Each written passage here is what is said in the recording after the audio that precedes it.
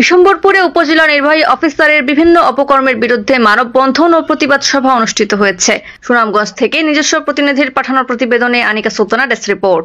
সুনামগঞ্জ জেলার বিশম্বরপুর উপজেলা নির্বাহী অফিসার মফিজুর রহমান স্বেচ্ছাচারিতার মাধ্যমে অপরিকল্পিতভাবে জনগুরুত্বপূর্ণ আঞ্চলিক মহাসড়ক ঘেঁষে কাঁটাতারের বেড়া তৈরি, উপজেলার বিভিন্ন উন্নয়নমূলক কাজ, বৈষম্য বিরোধী ছাত্র আন্দোলনকারীদের সাথে অসদাচরণ সহ বিভিন্ন দুর্নীতি ও অনিয়মের বিরুদ্ধে উপজেলা বিপ্লবী চত্বরে এক মানববন্ধন ও প্রতিবাদ সভা অনুষ্ঠিত হয়।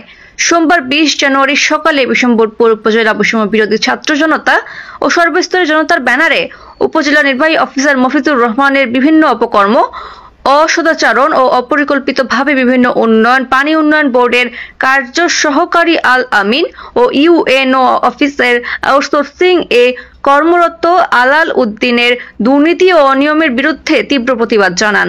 উপজেলা নির্বাহী অফিসার মফিজুর রহমান, আল আমিন ও আলাল উদ্দিনের বদলি সহ তাদের বিরুদ্ধে আইনানুগ ব্যবস্থা নিতে ঊর্ধ্বতন কর্তৃপক্ষ ও সংশ্লিষ্টদের প্রতি জোর দাবি জানানো হয়।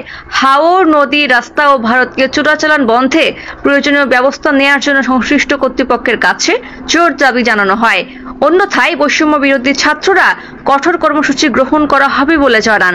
প্রতিবাদ সভায় বক্তব্য রাখেন বিশম্বরপুর বৈষম্য বিরোধী ছাত্র আন্দোলনের নেতা শাহ রাকিব, শাহনুর, সজল খান, মোবারক হোসেন, মোস্তাকিম হাসান শিপু, শাকিল আহমেদ, জুবায়ের হোসেন, ইমদাদুল হক, ইয়াহিয়া,